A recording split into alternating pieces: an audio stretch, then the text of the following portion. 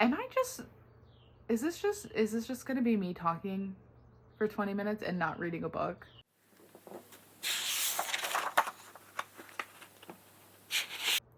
Oh goodness. Hi, hello. Um, it's been a long time and I have a lot of ideas in my head, but I have not had the motivation, the mindset, the push through to want to make a video. As it turns out, I really do hibernate in the winter. My mental health is the worst during that time period. Obviously, this past winter, it had a lot to do with the election, almost entirely in terms of my mental health and how much I crashed out, which was a lot. It was bad. And I am slowly pulling myself out of it. But now that spring is here, that the sun is back, I am feeling a little bit more motivated, a little more interested in returning to being perceived again. But I mostly wanted to jump in, say hi, come back, and document the fact that I got my hair done. I'm obsessed with this red. Do we love? I just got home from the hair salon like 2 hours ago, so even though it's starting to look like I have touched it, it is mostly from the salon, and I'm quite happy. So we're loving this. I've just noticed that this is angled weird. Can I fix this? Oh, did I just make that worse? Good enough. Okay. So here's the $1 million question. Do I make this a reading vlog or do I just kind of shoot the shit? I haven't decided. I guess by the time you've clicked on this video, you will know the answer as to what I've decided to do, but current me, we don't know what we're doing. I was gonna do a Hunger Games vlog and I might still release the clips that I have. My face is so red, please forgive me. I mean, I run red anyway, but I was just sitting like this with both my hands, so now I'm like really red. I'm not including my Hunger Games clips because the audio is so unsynced. I don't know what happened, but I can't even watch myself. It's so bad. I probably could. Thank you, Stormy. She's hitting my arm. Professional tripod. The audio is so bad. I'm not including it, which is fine. It was all spoilers. And I'm sure I say this in the video, but I'm recording this before I even finish watching my own editing. But it was amazing and I cried and I loved it. So that's all I have to say. I did start like the first third of Sunrise on the Reaping. I was recording my reactions and I did cry. I loved that book. It was fantastic. I was planning to do a whole Hunger Games reading vlog where I read all 5 books and recorded it, but I ended up blazing through Ballad and I just didn't record anything and I just didn't want to go back and do that. So I was like, okay, maybe I'll just do one for just Sunrise. And I started that and then I just was like, I want to read this. I don't actually want to make a vlog. So I started it. And then I was going to do a Books Control My Books Control My Weekend vlog because I saw Kayla do that back in like 2019 and I thought that was such a fun idea. And I have yet to successfully find books that would make for an interesting weekend vlog. Because I think the last one that I filmed that I did not finish, it was like getting pizza and doing the crossword puzzle. And I forget what the third thing was, but like it was never anything exciting. I did have one from like 2020 that was like get a tattoo and I was like, that one could be fun. That'd be such a good prompt because I would totally do a last minute tattoo. But I don't have that many books apparently that talk about tattoos. So I've yet to have that come back when I'm like ready to do it. So why am I here? We've been here for like 5 minutes. What are we talking about? What are we reading? I'm currently finishing my last Catherine Steadman, The Disappearing Act. She randomly turned into my favorite author this year, and this is now the last book I have left from her. So I'm hoping to read that in the next like 2 days. And then I want to reread the Hunger Games trilogy because Sunrise on the Reaping has changed everything for me. So I will then be reading these three. And can we just appreciate this quarter quell bookmark from Out of Print? So cute. So I'm going to reread these. I may or may not talk about them again. I've never talked about them on my channel, but like, I'm not doing a vlog for them, but I might still talk about them. I love them so much. Sunrise on the Reaping. Sorry, my cat is in play mode, but then she started scratching her belly. Looked very weird. Sunrise on the Reaping I thought was fantastic. It does kind of feel like she intended for that one to really be the end of the series because it really tied up everything, even though it left me with more questions. I don't need her to write more in the series, but I want her to. But not for the cash grab of it. I want her to write something that she wants to say. So if she has nothing to say, I don't want her to write it, you know? So those are like, these are my ambitious plans to get through by April 1st. The only reason that's even within the realm of possibility is because I'm aware that I can read each Hunger Games installment in usually one day if I try. It's, you know, I can't guarantee that it will happen, but that's kind of what I'm hoping for. And then I have to finish The Bookish Life of Nina Hill for my book club on Sunday. And I'm doing that one on audio. So I am hopeful I can finish that. I really like that story, but I'm not liking the narrative voice of it. It's a little bit direct to reader in a way that I'm not jiving with, but I like the plot lines. But what I'm learning from this book is I just don't think I like cozy. Like, I don't like cozy fantasy. And unless it's directly a romance, I don't think I like cozy. I do like romance, and I know romance is in itself cozy in its own way, but this is like cozy contemporary, I guess. And it's just fine. So those are that's my end of March plans, is those 4 books. I don't know how feasible that is. It's a maybe, honestly. And then here are my exciting plans. In March, and by March I mean May, and I also mean April. What the hell is wrong with me today? In April, my coworker and I have been talking about buddy reading a book, and I've been really, really waiting on her to start it. And if she ever sees this video, please know that I'm not trying to pressure you. I'm just excited to read it. So I'm hoping that in April, we will get to The Will of the Many. I'm so excited. I am going to vlog this one, I think, because the way everyone talks about the ending, I just feel like I want that recorded. And also, I think book 2 comes out this year, so that would be even better. Oh my God, the font is so small. I just finished the Legendborn trilogy. It's not a trilogy. I finished all 3 books that are currently out. And I was just saying how those were so long. And this is both, are there page numbers in this? Almost a similar page count to Oathbound, and smaller font and smaller margins. Oh, this is gonna take me forever, but I'm so excited. So I'm kind of hoping that maybe we can just read this through like all of April, but I won't know for like another week or 2. And then just in time for St. Patrick's Day to have already passed, I will be reading Go Luck Yourself, because The Nightmare Before Christmas was one of my favorite books of last year. And I'm excited to come back to this world, and I need Sarah Rosh to write in this universe forever. It's so cute.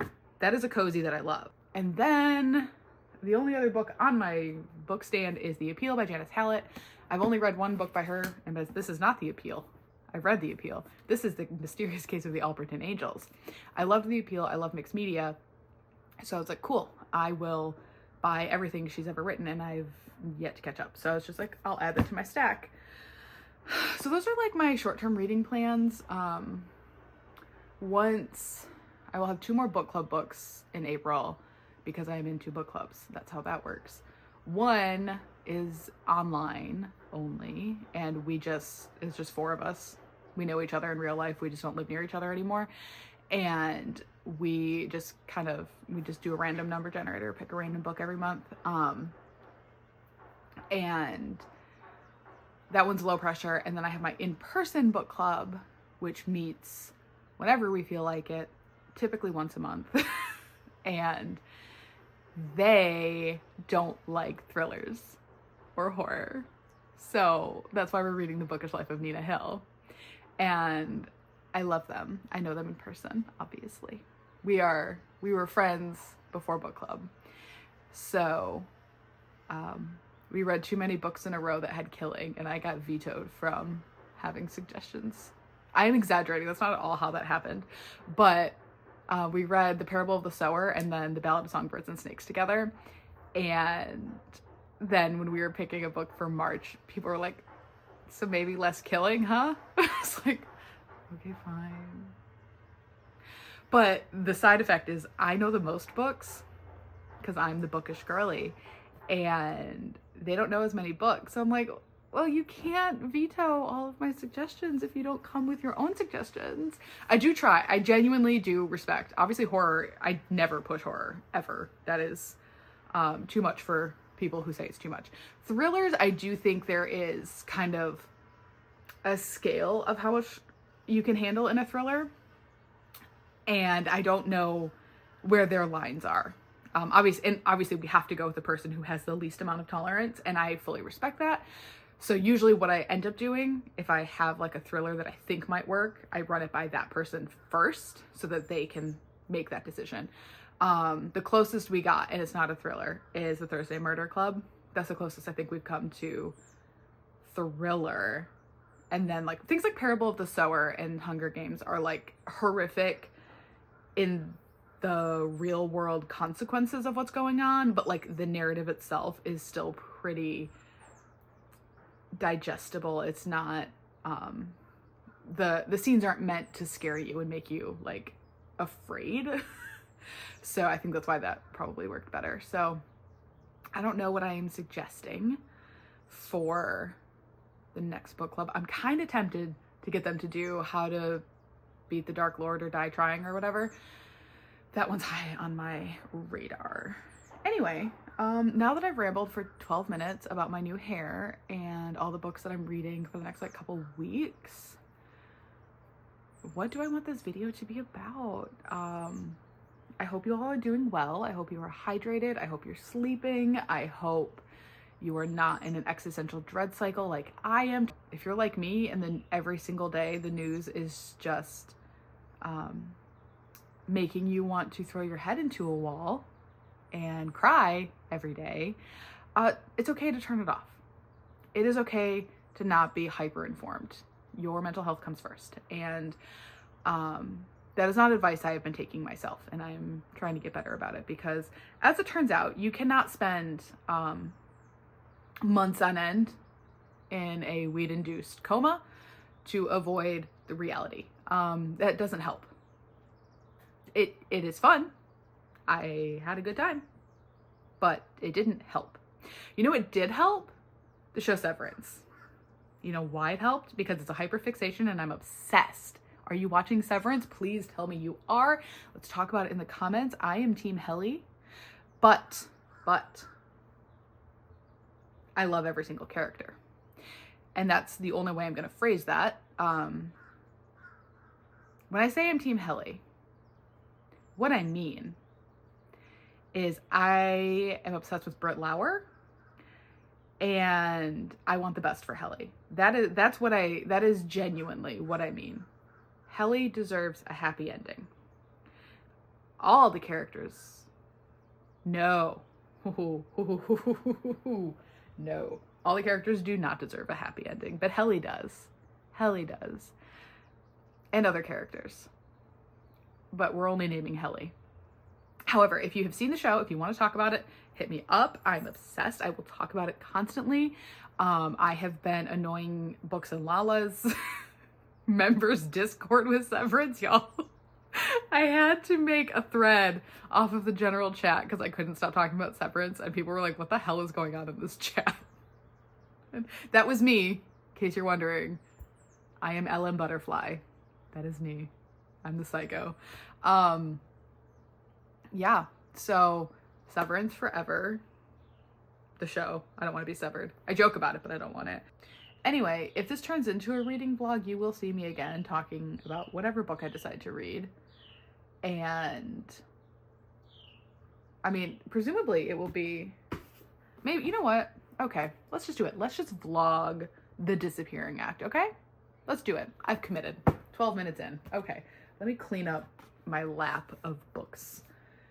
Does anyone else just hang out on the couch with like a comforter as a blanket, or are you normal?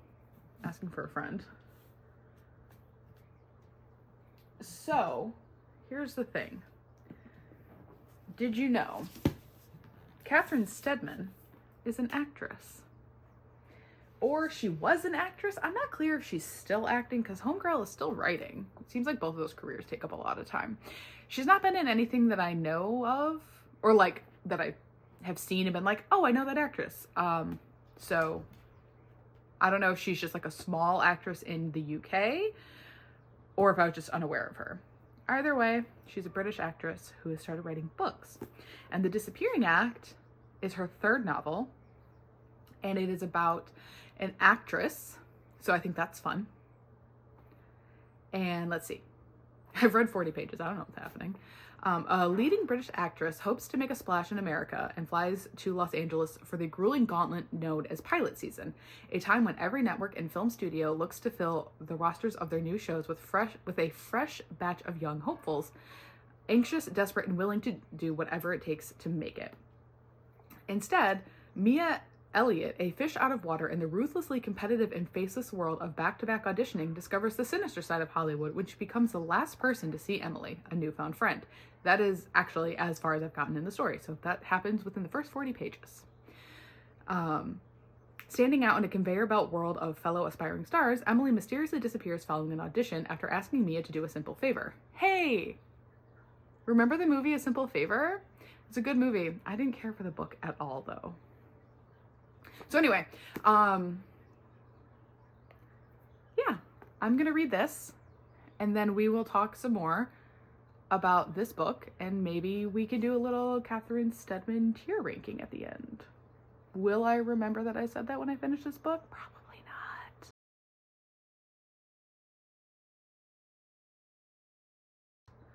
Anyway, I just wanted to enjoy my hair. That's 90% of what this video was. I'm vain. Indulge me. Also, this is the first time in a long time I felt joy. So that sounds so sad. And I guess it is, but like, I promise I'm doing okay.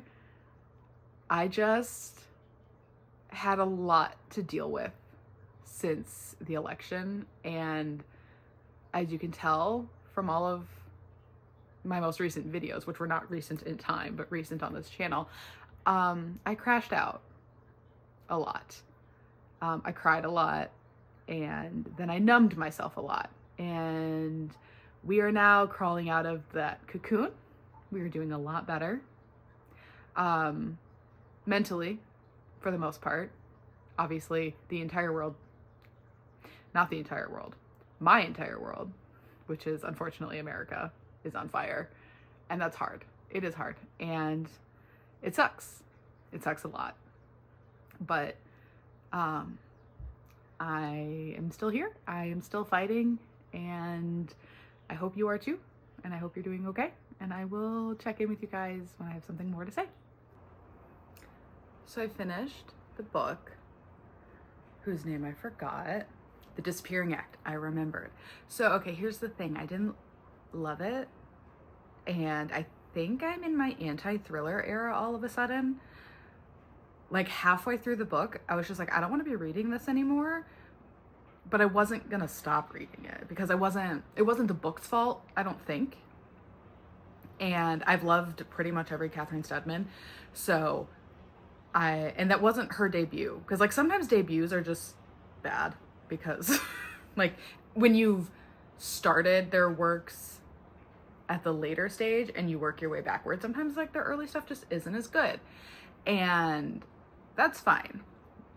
This one wasn't great, but I loved her debut. Something in the Water was one of my favorite thrillers. So I think I'm just not in the mood for thrillers, which is disappointing because those are super easy to read. And I'm like, hey, I need something quick and I could read this thriller. And I think I've spent a lot of 2024 going through a lot of backlog, and I think I'm burnt out. I think there's just nothing that a thriller can surprise me with right now, that I need to just take a huge step back. And that's okay. But the general plot of this book, which I vaguely covered, that a girl goes missing and then our main character gets like super obsessed with figuring out what was going on. And I will say, none of that felt real to me, just because I don't think most people's curiosity or even generosity will extend that far when it's very clear that your life is potentially in danger as well. So that was kind of like, that's not true. But I don't question that kind of behavior in other thrillers. So again, I think this was just me not wanting to be reading a thriller and questioning like everything that was said and done because I wanted a reason to hate the book, even though it wasn't bad. And there were a couple of things where like this author is very clearly British and she's writing her American characters like they're British.